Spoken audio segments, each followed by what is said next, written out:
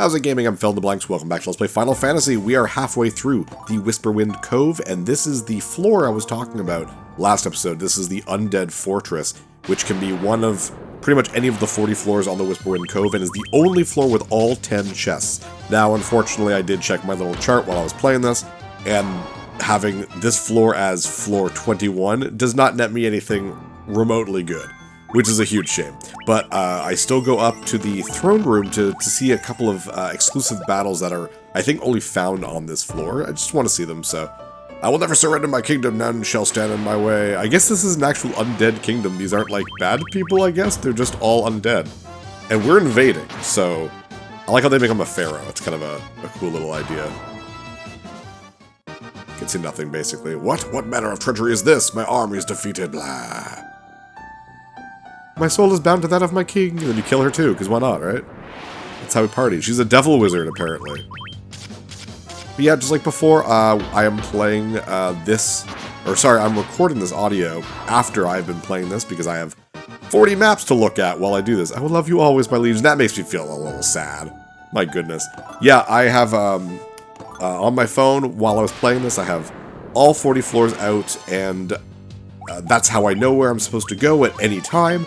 And I've cut out the period of time that I'm looking at my phone to figure out which floor I'm on to make this episode more digestible, if that makes any sense.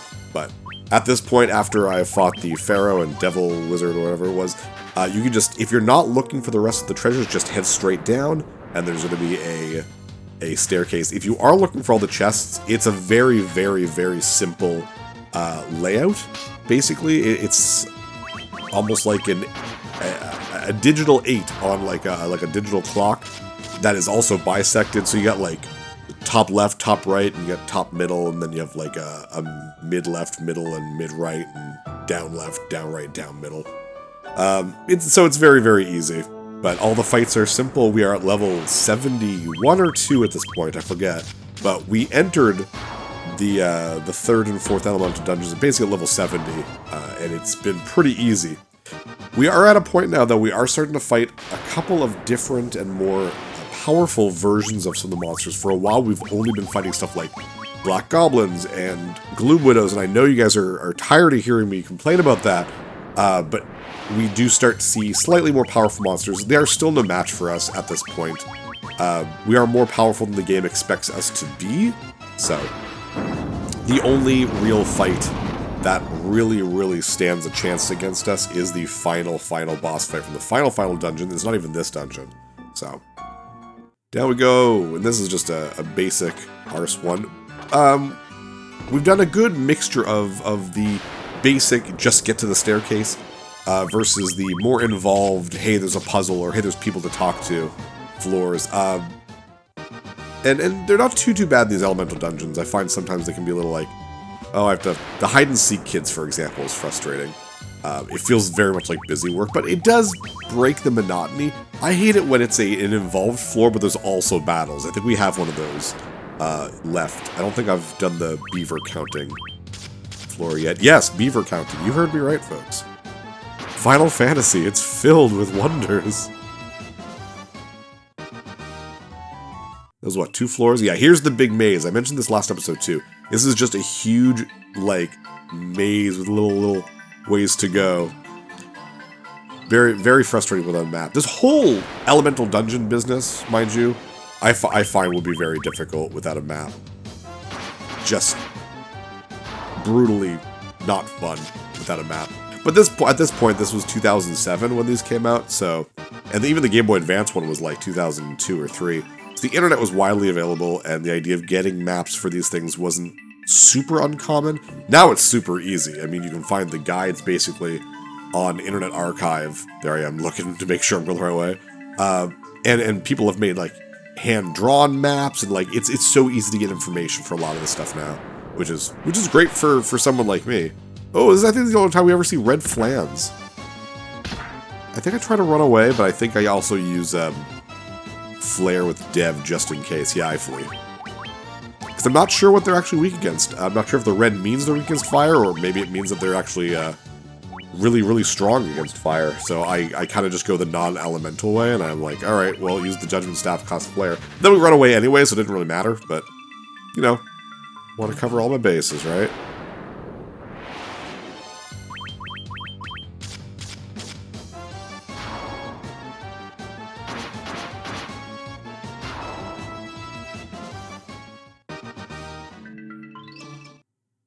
Another just find the staircase.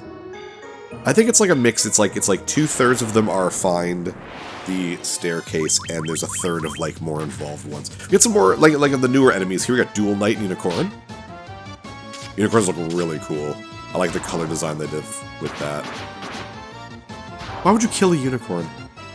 Jeez, they're supposed to be like super good things, and then like in Dungeons & Dragons, if you kill a unicorn, it's supposed to be like this horrible omen. My goodness. Maybe I'll make my party fight a unicorn. I wonder what they do. They like befriend it? Kate would probably like befriend it. But then again, I mean, it's also like a sentient creature that would talk to them, so I guess there'd be no reason for them to attack them. I don't know. It'd be fun to set up things like that. At the same time, too, what's fun about D&D is you can make a unicorn not be super good. You can just make a straight-up evil unicorn, so that's fun. This area looks very much, I think it's based on the actual Sky Tower, like an actual floor of it. Really, another straight to staircase. Maybe I've done most of the involved rooms already. Maybe it's more of like a quarter of them are involved. Well, it does make it go a little bit faster. Look at that! Look how close I was to that. That's ridiculous. Wow, that was like 3 floors in a row where I was like right next to the entrance. Blood tigers, I like the designs, but they... Oh, no, you're not running away. Okay, cool. Woo.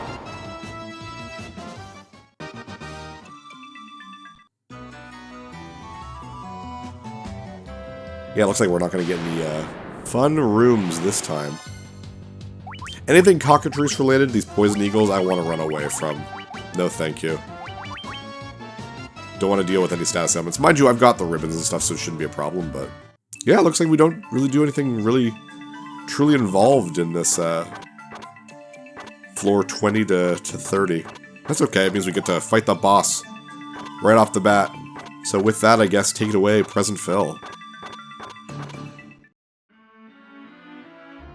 Alright, 30th floor, getting there. And here we have a destroyed town, and everyone's kind of zombie looking and all like, oh no, what's happened?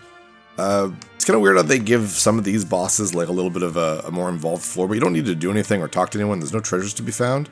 Just kind of got to go into the middle of the town, and you'll be able to fight the boss. Though I do think it's cool that you get to hear the Final Fantasy 1 Game Over music, which you don't get to hear very often in this version of the game anyways, because it's much easier. Help us. That monstrosity beyond the bridge transformed us into the grotesque forms you see now. If you could defeat it, we should revert to our former selves. Please heed our plea. Of course we're going to. We're good guys is what we do. We healed up. Yeah, heal up a little bit. Just get Solomon to do that. There we go. In here, we fight... I don't think, if this game had come out right after FF6, I don't think this would have been considered iconic, but it's become meme-worthy in the last long time ago. This game is nearly 20 years old, but in between FF6's original release and this game, this had become quite an iconic boss. And weirdly enough, it talks. It does not talk in the original game, but it's like, I will usher you into the next world. And it is straight up a train. The Phantom Train. But you cannot suplex it. Unfortunately, that would have been amazing, but you cannot. It only has 10,000 HP, so it's actually surprisingly weak. I think it hits hard, but it definitely doesn't do enough to make it a big deal. So we're just gonna get Solomon up to snuff and then just take it out fast.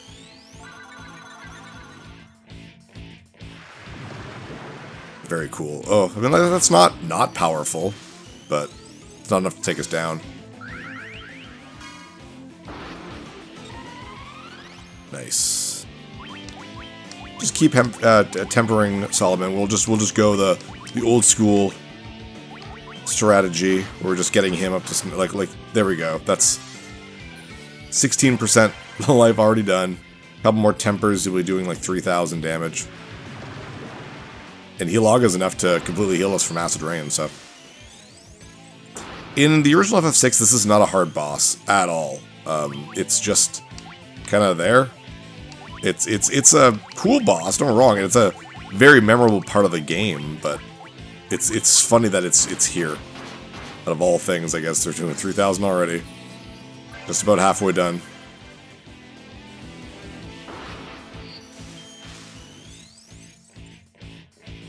Yeah, it just does that Acid Rain. Is that its only move?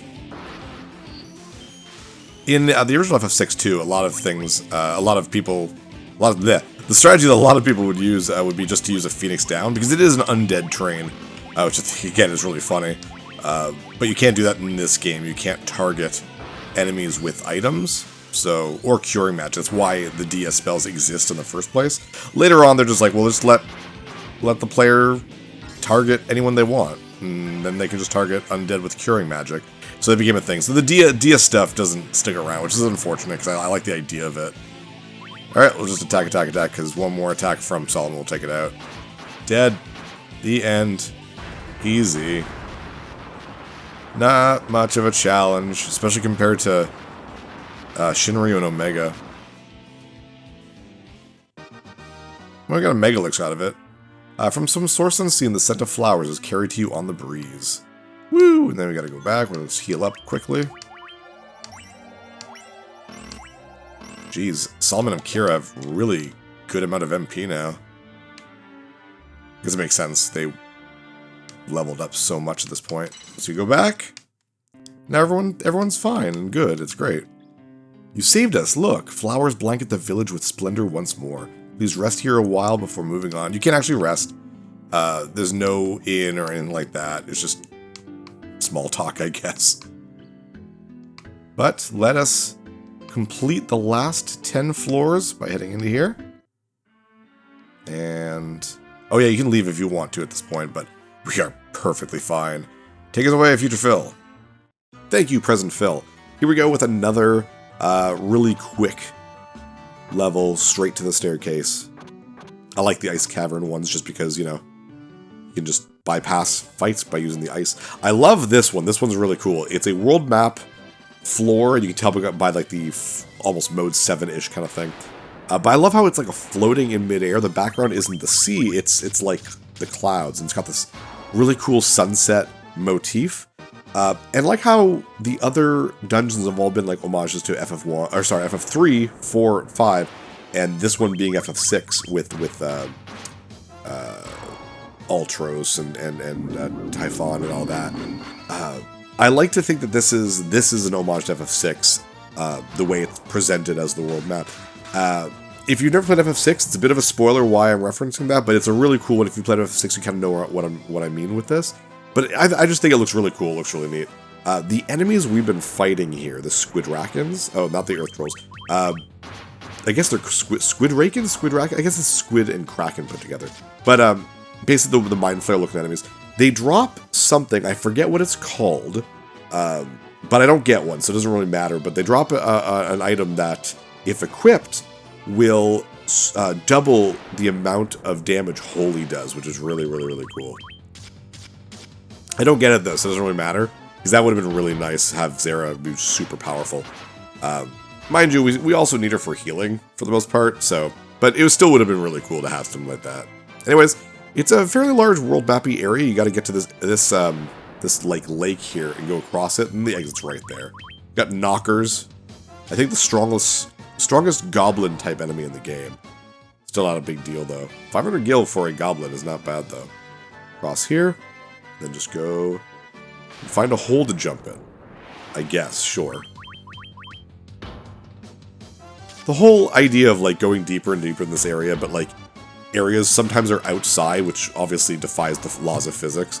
It reminds me a little bit of Final Fantasy Legend, or like the first Saga game. In America was Final Fantasy Legend, in Japan it was Saga. Where it's very much like you were in each world you were in was like a floor of a tower, and it was each of those floors of that tower was its own separate universe. If you haven't played it, it's really good. It's for the Game Boy, the original Game Boy, and they did do a remake of it. And they're just really, really quick, fun little games. All 3 of the Final Fantasy Legend games for the Game Boy are just really, really good. But the first one has a really special place in my heart for just being this really fun, quick. If you haven't noticed me about RPGs, I really like small, quick RPGs. Obviously, I like the big, epic, crazy ones too, but there's something about just the really fun little ones that don't take... Like, you can beat in a weekend, you know what I mean? There's something comforting about those cozy RPGs, in my opinion. They can be balls to the walls difficult, but there's something about the just, you know, you grab it, you pick it up, and you play for a bit. We did Final Fantasy Mystic Quest last year. That's another one, in my opinion, that's like that. Sword of Hope for the Game Boy. That's a great one, if you haven't played that already. But, no, I really like those smaller RPGs, but still have that grand scope. They just don't take you friggin' 60 hours. I do not need 60 to 80 hour games anymore. I never really did. I think it's funny when Final Fantasy VI was coming out, Nintendo Power did a coverage like this adventure will take you well over 100 hours. I'm like, no, it won't. I mean, it might for some people, but no, it won't. Like, it's a 40-hour game, 40 to 50 max. Find a lot of games back. A lot of like Nintendo Powers and magazines used to do that a lot with how long video games would take. Over 100 hours. How is that a selling point? I just don't need that much gameplay, man. I beat Final Fantasy VII Rebirth earlier this year, right when it came out. It took me 86 hours, which admittedly is a lot longer than I like to spend in one playthrough of a game, but I adored every second of it, and I sort of wished it was longer, so I'm like, I kind of get it. Oh, this one. This one's fun. I hate this. I mapped it all out, thankfully, because it's really frustrating. All these gnomes have something. It's a big trading sequence. I'm just going to go right through it right fast. Start at the bottom. Talk to this guy. He's like, body tasty. If you want to Karobo that battle... I don't know what a Karobo is. He gives you the Karobo. I have no idea what that means. But we're going to just follow my guy, follow where Solomon is walking. We're just going to go to each dwarf, trade what they want real quick. And he gives us... What does he give us? I don't know why you'd ever say no. You clearly have to give it to them. He gives... Oh, the Ocarina. Now we can just go back in time. 7 years before Garland even took over, and it won't be a big deal. So, looking at my little map. This one's a handwritten one, too. Got all the numbers everywhere, making sure I go to the right place.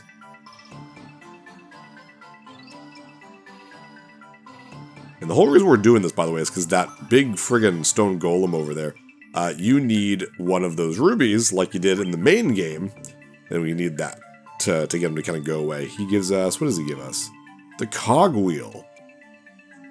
In return for the ocarina. And you want the cogwheel to, what? Make an airship, I think? I can't even read half this stuff. That's nuts. I mean, it's cool that they put in, like, the Scottish accent in the actual text, but man, it can make it difficult. You got the pickaxe. Cogwheel for the pickaxe. You want that. Why, that's a pickaxe, yes. And he gives us Naric's autograph. And if you remember way back in the day, Naric is the actually only dwarf that matters in this game's base game story. He's the one that needed the TNT or the nitro powder or whatever it's called in this game to blow up the little straight area, little path out of the Aldean Sea. So that's kind of cool. This guy will give you Matoya's Witch's Brew. So that's kind of cool while they're referencing the base game's characters. Which means these characters know about the main world of Final Fantasy, and yet they're in this strange alternate dimension inside these bonus dungeons. So, we have the Smith's tools. All these dwarves had problems, and they just needed to talk to each other. Their biggest problem was no communication. Tisk tisk. Apparently the tools aren't very nice, but he's going to take them anyways. That's fine. Don't care. House key. I like that one. That one's funny. So you were keeping a house key away from one of your fellow dwarves. And he's just like, I can't get into my house. And you're like, haha, I got your house keys. Here you go. Now you can get in your house.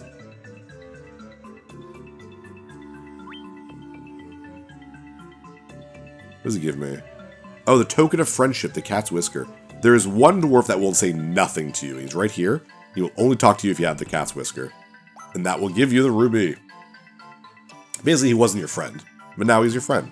Star ruby, there we go. Go right to the, what is it, the stone golem, or whatever you want to call him. He will move out of the way. I'm just so thankful they didn't put battles in this floor. That would have been awful. That would have been absolutely terrible. You have Star Ruby, give me Star Ruby, and I'll let you pass. Here you go. Flexes his butt towards us again.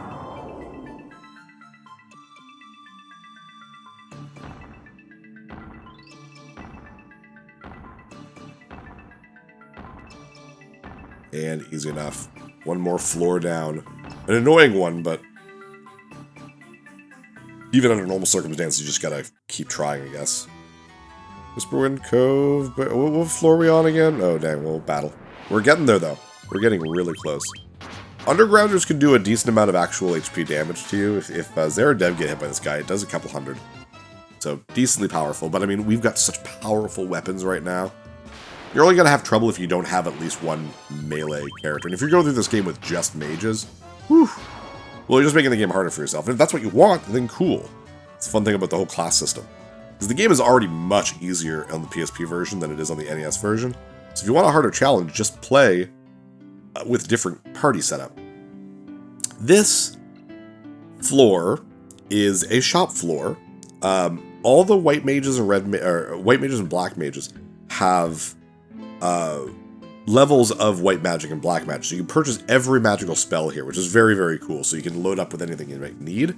I was dumb. I probably should have picked up, like, Protect for Solomon, just for, like, the final boss, just in case I needed it. There's also an inn, which I take advantage of here. The red mages can also sell you some armor and weapons, and unlike the previous shop we've seen in the Whisperwind Cove, this is always the same, no matter what floor you happen to get this layout for. So, it doesn't really matter. I just talked to them all because I wasn't 100% sure. So you get white robe, black robe, protect float. Like, you get some good stuff. Like, that's not bad. Those are some good stuff. It's really to protect you. Like, did you make sure to get everything? But all that stuff is pretty much purchasable in the main version, like the base game. At this point, you probably have 1,000,000 gold. So nothing really worth looking around here. I just kind of do. I wasn't 100% sure if this was the shop I needed or not, so I checked everyone out. They have all the curtains. That's actually pretty cool. But we should have enough. The only fight I'm ever going to use those curtains for is the final bonus boss. So, I have enough. I only really need to use one of each, so. And I mean, I could get Zera to just cast those. I have the null things. But if you don't have a white mage or a red mage with those null elemental magics, this is a really good thing to do. And that's everything. Do I leave at this point? Oh, and this guy's the weaponry. Again, not, like, bad stuff. Definitely not bad stuff. Here we go. 39, last floor. This is, oh, there we go. This is the beaver sorting one. My precious giant beavers of escape. And he wants you to put 10 in the room to the right and 7 in the room to the left. This is completely random, the amount you need. And you just gotta make sure you pay attention. Do the right first, because it's the top option. And there are battles, and the battles are here specifically to, you know, disorient where you are with your numbers, but it's not too difficult. And the battle, the amount of fights in this floor is not a lot. It's not crazy. So 10 to the right, 7 to the left. In my little practice playthrough of this dungeon, it was like, I think it was like 6 to the right and like 2 to the left. It was much smaller. Maybe it's because I got it sooner in the dungeon. Because I feel as you get further in the dungeons of the Whisperwind Cove, the stuff is better or more difficult, right? Like, the rewards are better, but it's more difficult. So I wouldn't be surprised if this was like your first floor. It's like, get 1 to the left and 2 to the right, or something like that. But yeah, beavers. They walk on their hind legs. And I think they are sprites specifically from Final Fantasy II. Because in FF2, there's actually a section with beavers, and this is shares kind of the graphical style of the PSP Final Fantasy II, so I wouldn't be surprised if that's what this is. There we go. We did it. Well done, well done. If you don't do it, you just gotta start over. It's not really a big deal. But yeah, take it away, President Phil, for the last boss of the bonus dungeon. And we made it. Floor 40 with barely a scratch on us, so we should be just fine. The last boss they choose for Final Fantasy VI is a fun one. I think they chose right. It just yells Gra, because bosses in FF6 don't really talk as much as the other ones did. This is Death Gaze, and in FF6, Death Gaze is a random fight that you could encounter while you were in your airship. It was the only fight, the only random encounter in the airship. And it was rare enough that sometimes you could probably go through an entire playthrough of the game and not realize that there was an encounter in the airship. But if you do want to get everything, you do need to track it down. And what's frustrating is you'd find it, you do a couple thousand HP of damage, and then it would run away and you'd have to find it again. It would keep all of the damage it took, but, you know, you'd have to find it again, which is just really, really annoying. I'm going to get all 3 of my marshals. Now Dev is considered a marshal. That way we can take him out. He has like 30,000 HP or something, so I'll make sure it doesn't take too long. Oof, you hit hard with your regular attacks, man.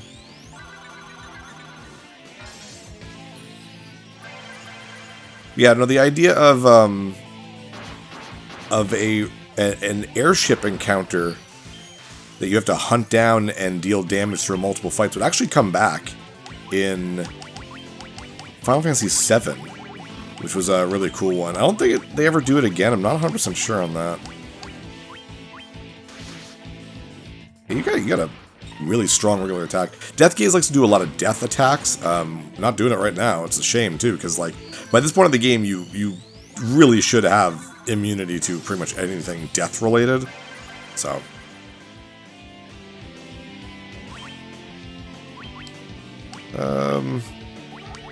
keep her going, I guess.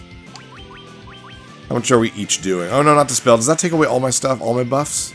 Oh, it missed, so yeah, it doesn't matter. 506 isn't that much.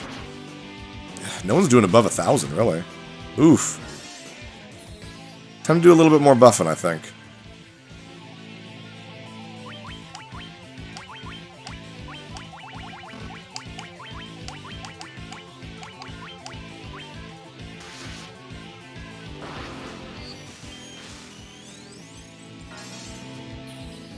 We're doing okay. We're doing okay. Just a long fight because the HP. There we go. It's a little bit better. Still, though, I want more people to be a little bit stronger. I don't want to do only 1,000 of only 1,000 damage per round. It's gonna take forever to kill him. Okay, good. Oof, still a decent amount. There we go. Above 1,000 for everyone. That's what I want. Dev probably won't make it. I mean, he's just inherently not as strong, but the fact that he can do any damage to a boss with his regular attack is kind of funny, considering he's a black mage.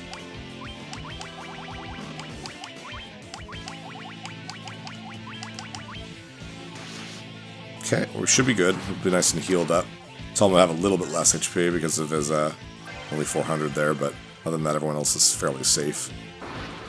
Okay, let's start attacking with the other two, see how this goes.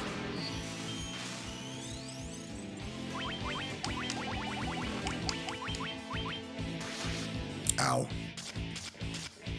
800, okay, I'll take that.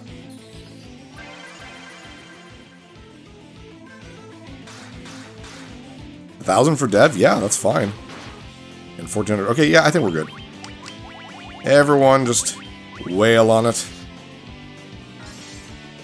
Death Gaze is being smart, though. I think he realizes I can't be harmed by death spells.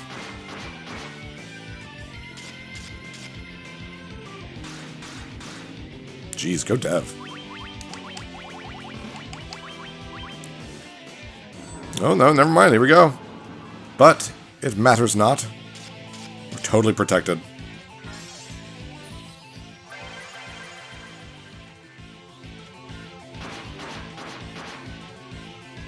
Wow, Solomon feels like he's just getting stronger. He's now doing nearly 2,000. I haven't tempered him in a while. Kind of odd, but that's okay by me. Ooh, that Protera did a good job for Akira's health there.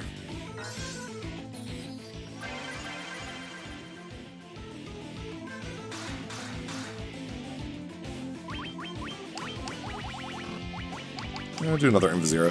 Invisiras, I believe it's like 40 plus to your evasion for everyone. There is Blink as well, but you can only cast it on, I think, one person. I think it's the caster. But it's 80 up to your evasion, so that's pretty good too. And that's how Temper probably works too, and like Saber. Well, not Saber is probably an 80. I don't think you can do Saber again though. I'm pretty sure like Haste, Saber is a one and done sort of spell. I'm not 100% sure, but in the end it doesn't really matter, because you should be dead pretty darn soon. Well, maybe not. I said that during an Omega and I was completely wrong, so who knows.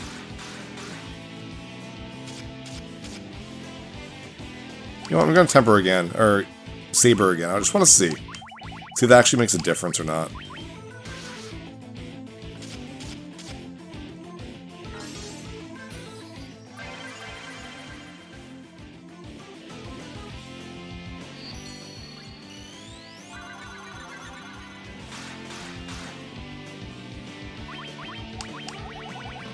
Yeah, easy enough. Definitely the hardest boss in this bonus dungeon.